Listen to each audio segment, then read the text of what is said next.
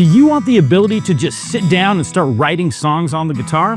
I imagine you're here because you're a pretty massive music fan. And as a massive music fan, I have faith that you know what sounds good. So I want to show you a cool trick to songwriting, and I'm really curious to see what you come up with. So get ready, because my name is Mike B. I'm with Guitar Mastery Method, and in this lesson, I want to show you how to find the chords you need for songwriting. Now, I don't want to bog you down with tons of theory, because honestly, some of the world's best songwriters didn't know too much about theory and would just use their ears to get by. And as a songwriter myself, I find that 9 times out of 10, the chords are the first real concrete thing that you write in a song. Now, you may have ideas of a melody floating around in your head, or you may have some lyrics written out, but I find the song is not finding its kind of vibe and home until the chords are written. Once you've got the chord progression, then, you can kind of start humming a melody while you play along, try to find something, or, once you've got the chords, then you can figure out how those lyrics you wrote are going to fit with those chords, right? And chords definitely set the mood for the song. So it's a great spot to really engage with your new creation. So what you need to know is that music is essentially made from keys, and keys are just a group of notes that we have deemed sound good together. For example, if I play this group of 7 notes,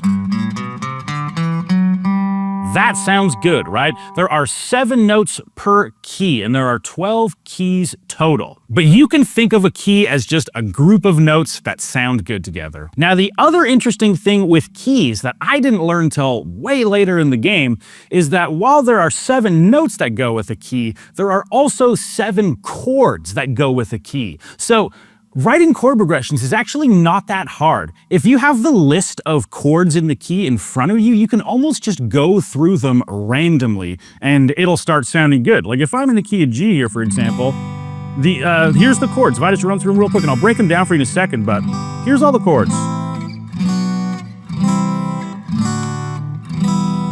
All of those sounded vaguely good together, right? Like it didn't sound like the Beatles right out of the box, but it doesn't sound bad by any means, right? It's not like I'm doing this weird, something really dissonant, right? It's like this chord with that chord, yeah, sounds good to this chord. I'm literally just taking random chords in the key.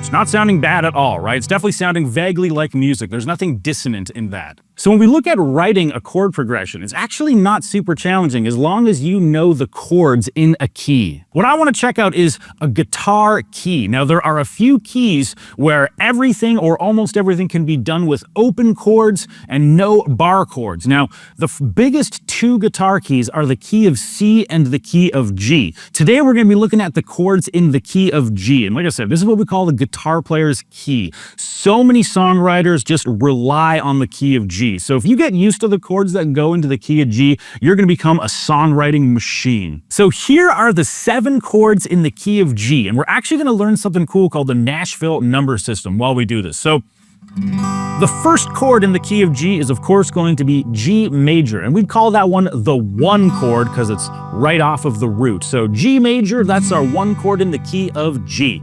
Now we head to the 2 chord, that's going to be A minor. So play your open A minor chord shape. There's our 2 chord right there.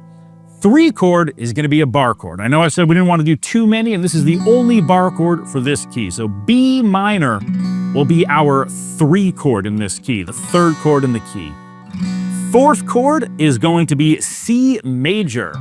Good old open C major. 5 chord, another familiar open one, we got D major. And then for our 6th chord, we've got the E minor.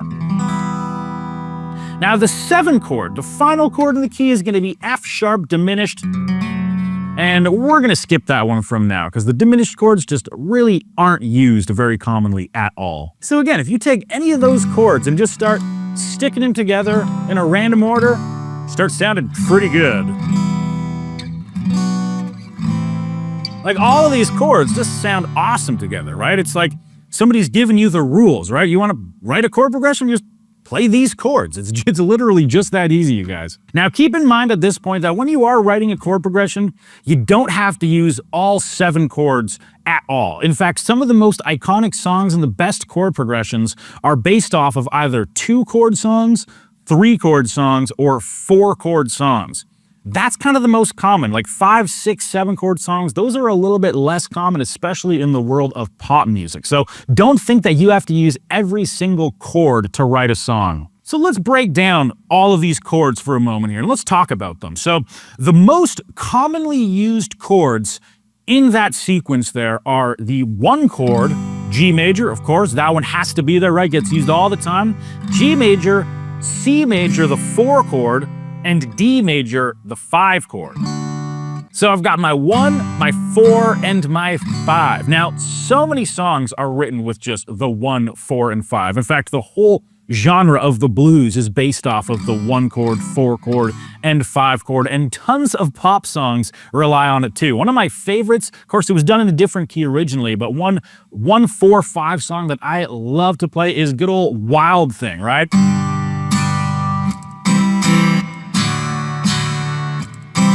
So 1, 4, 5, 4, right? So you can really put any kind of rhythm on there, and you can even borrow that exact chord progression. By the way, you guys, there's no copyright on chord progressions. You can, if you find a chord progression in another song, you can totally just straight up lift it and call it your own, maybe change one little thing. But yeah, if you want to steal anything I'm showing you today, feel free, because there's no copyright on it. So your 1, your 4, and your 5 are the most common. So make sure you use those and try to write a song even with just G, C, and D. You can write a lot with just those 3. Now, the next most commonly used one is going to be the 6 minor, or in this key, the E minor chord. So if we bring that into the mix, so you've got your 1, your 6, your 4, and your 5, that right there is so many different songs. That's something we call the 1950s chord progression, G, E minor, C to D, right? It's also called the ice cream changes, the doo-wop changes. There's so many names for this 1, 6, 4, 5. It has been used all over the place. And one of my favorite examples, of course, Stand By Me. The 1, down to 6, up to 4, up to 5, back to 1. Classic 1, 6, 4, 5, or G, E minor, C, D. But yeah, just bring that E minor in with those 3 chords rather. G, C, even E minor, D, or if I try G, D, E minor, C. That sounds like a cool, familiar song. Let's try another. Let's go G, C. Now let's go E minor. Now up to D. Right? And like all of these sound like different famous songs already, because they are. Tons of people have used those exact chords. So bring that 6 chord in to your 1, 4, 5 as a nice minor kind of touch to it, right? Makes the chord progression a little bit more colorful than if it was just all major chords. After the 6 chord, the next most commonly added are going to be the 2 and the 3 chord. So the 2 chord, right? If I'm in the key of G, or the 2 chord would be A minor. And actually the song Tennessee Whiskey is literally just 1 to 2 for the whole song. In this key, G major to A minor.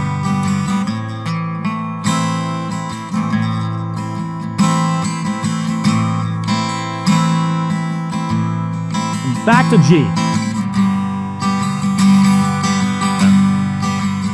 Right, just 1 to 2 minor. That's all you need. G to A minor.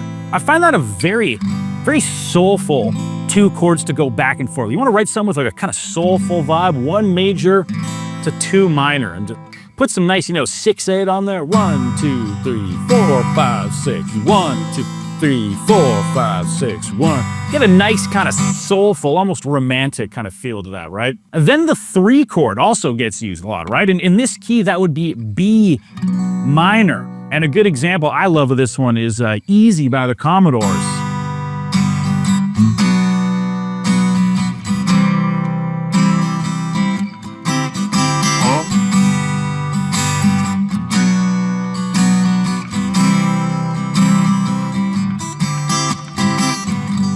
Now, Now, I know that chord had a little bit of a spicy one at the end, but don't worry about that one for now. Just notice that B minor in action. I love the sound of when you go 1 to 3, then to 4.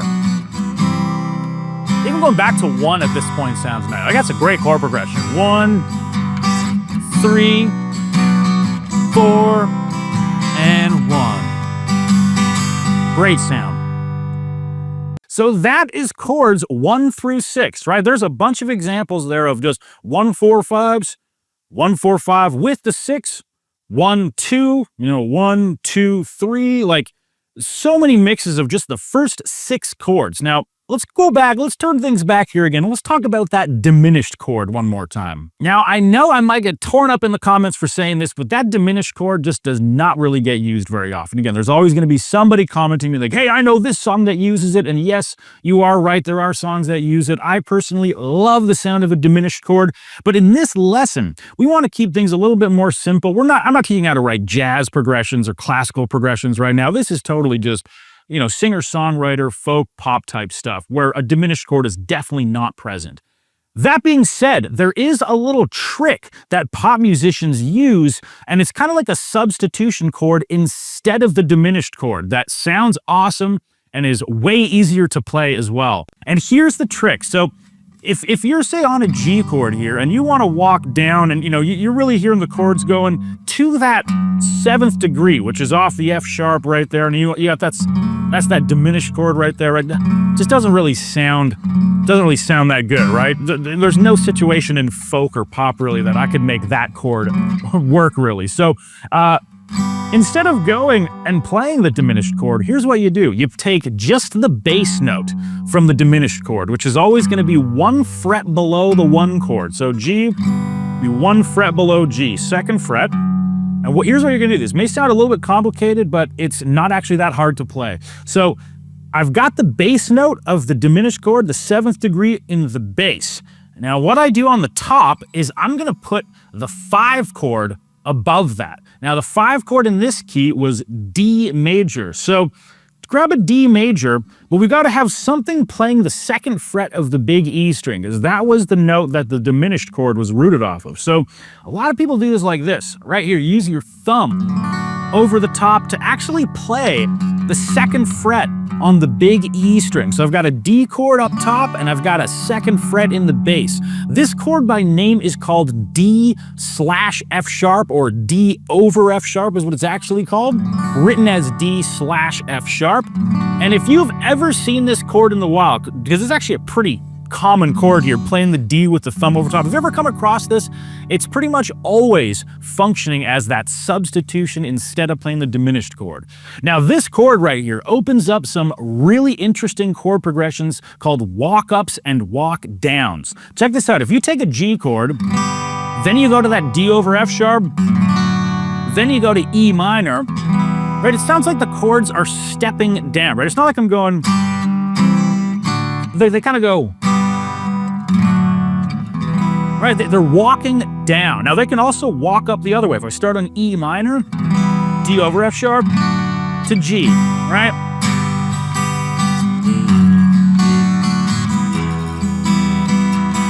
Let's go the other way.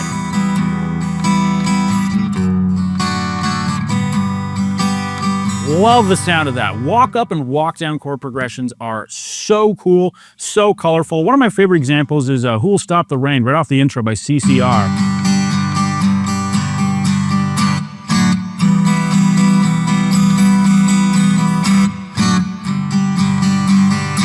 Just such a soulful sound with that walk up and walk down. Cool one to bring in some finger picking. Right, it has a real nice, almost sounds a little bit like Freebird actually as I'm playing that. And that's how the pros use that diminished chord. They totally kick it out of there and use the 5 chord with the 7 chords root note in the bass. In other words, D over F sharp in the key of G. Now, another fantastic tool that's going to be at your disposal at this point is going to be the capo, right? Because we have talked exclusively about the key of G today, and I think you've probably got a pretty good understanding of the chords in the key of G. With this handy little tool right there, we can change that to be any old key you want it to. So say you want to play it in the key of A, you're going to put that capo on the 2nd fret, turning that G chord into an A chord. You still play the same shapes, still G, right? C in shape and D in shape, but because I've got the capo here, it's changing the name of these chords. Now, we don't want to get too bogged down with theory, like I said, so my thing for you with this capo takeaway here is that if you've written a song in the open position here and you're trying to hum a melody, you know, over top of something like this, and your voice just doesn't seem to fit it, like everything you do seems like way too high or way too low or something, then try busting out the capo. That's the most common use for them, is to fit your voice. So if you want to have something fit your voice a little better, if chord progression feels a little low, bring the capo up. So capos are fantastic tools for fitting your unique voice. Everybody's voice is unique and you've got your own range, and just because I'm playing it without the capo, for your voice you might be up even capo 5, capo 3. Just start playing around with it and you'll find what capo you need. So my challenge to you is to take some chords in the key of G major and write your own chord progression with it. Now, let's say max 4 chords. Like I said, we don't need 6 chords or anything in this key. Let's go max 4 chords. Write your own chord progression. Once you've got an idea of it, right, then you can kind of start humming along.